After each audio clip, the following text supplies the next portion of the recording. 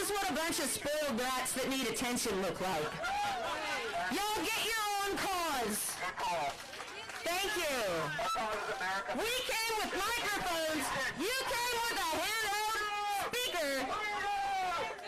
We are here for freedom. No, you're here for security. More masks. More mandates. You're giving freedom to the governor and you want to fucking counter it. I'm going to get through this speech, y'all. I worked real hard on it. I worked real hard for you and everyone else in this city and this state. I see you working longer hours. I see you dealing with angry and frustrating customers. I see you here today with the same anxiety and the same fear that I have. I see you and you matter. Today, March 8th, is a very significant day. Today we celebrate International Women's Day. What we're doing here, what we're demanding, it should come as no surprise that this has happened before. International Women's Day was first celebrated in New York City, February 28, 1909. Let's go! The same year, in a meeting run and controlled by men for 4 hours in a dusty meeting space, a woman stood up, raised her fist in the air, and with one oath, with one promise, she changed workers' rights for all of us. She was 23 years old, working in a sweatshop on the Lower East Side of Manhattan, making $3 a day, working 65 to 75 hours a week. Every day, she climbed a narrow, dark staircase to the 8th floor of a sweatshop in a building. If she clocked in 5 minutes late, her wages for the day would be cut in half. Her name was Clara Limlick. And one night she pushed her way into a meeting of over 3,000 people, called to the East Side Assembly Hall, answering a call from a union leaflet announcing a strike to demand better working conditions, fair pay, and safety. Hours went by, hours of speeches by men cautioning against a strike that would lead to potential harm to the fragile women who were the most taken advantage of, the most abused. And then she stood up. Clara Limlick, in her native Yiddish, yelled into the crowd, "I have listened to all the speeches. I have no further patience for talk. I too have worked and suffered. I am tired of talk." In this moment, she announced that the women would strike. When met with the questioning of her faith of this action, she famously cried, "If I turn traitor to the cause I now pledge, may this hand wither from the arm I raise." That strike resulted in 15,000 shirtwaist workers walking out of their factories, later joined by thousands more, and would become known as the Uprising of the 20,000. The immediate results of her actions were union contracts with almost every shop in the city. Pay rates were raised, treatment of employees became better, and working conditions improved.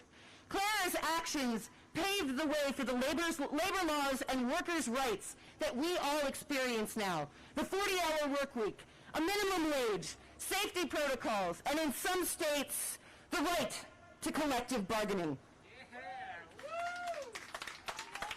What's important about this story is not what was won, but what was lost. Of the companies that did adhere to workers' rights demands, there was one that did not. The Triangle Shirtwaist Company, where Clara had worked behind a giant locked steel door. On March 25th, 1911, a year after the strikes ended, 146 garment workers died when a fire consumed the 8th, 9th, and 10th floors of the building. 123 women, most between the ages of 14 and 23, as well as 23 men, burned to death or perished jumping from the window because exits were locked and to prevent unauthorized breaks. They had been warned. The people had begged for safer working conditions. The company, putting wealth over safety, ignored what was good for the people, and it resulted in death. Our history as Americans has been fraught with cries from the workers, the laborers of the country, demanding better work conditions for the simple, respectable reason of not wanting to die.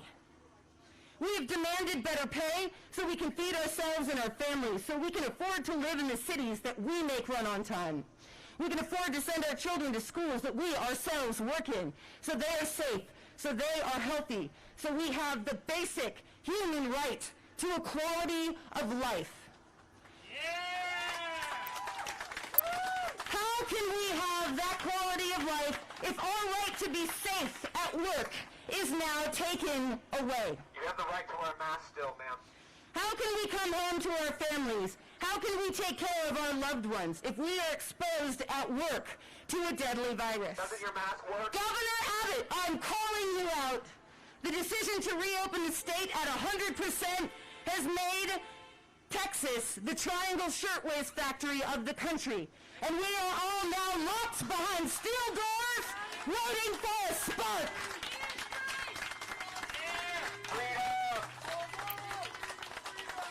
Most of us do not receive hazard pay for the already dangerous conditions we work in. Most of us cannot afford to get rapid tests or wait for results from city tests to come in. Most of us, as a result of Tuesday's declarations, will get sick. Will test positive is what you mean. No one's getting sick. They're testing positive. Some of us will die. The decision to reopen the state at 100% was not made with our interests in mind. The decision to reopen the state was not made with or by health experts.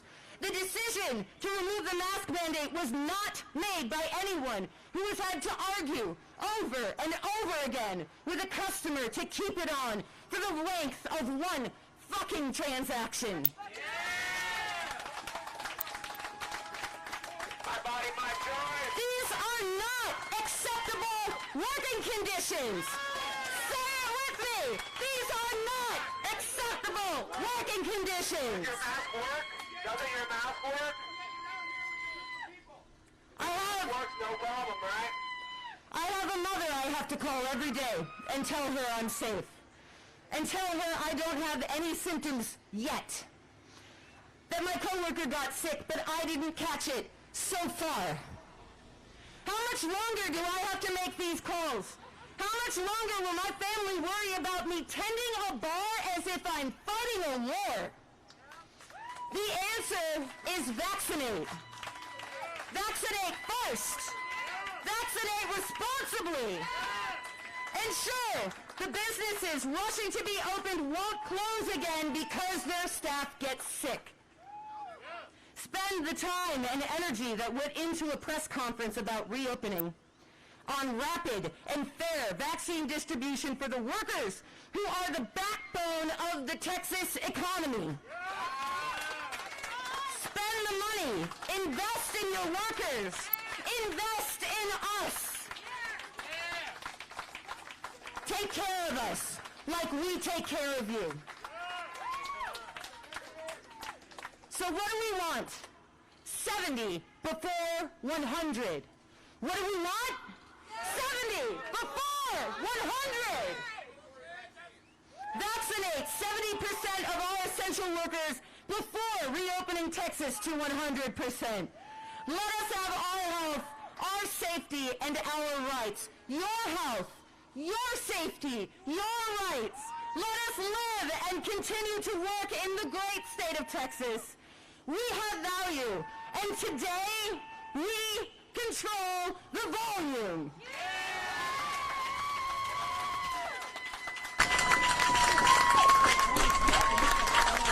Amazing!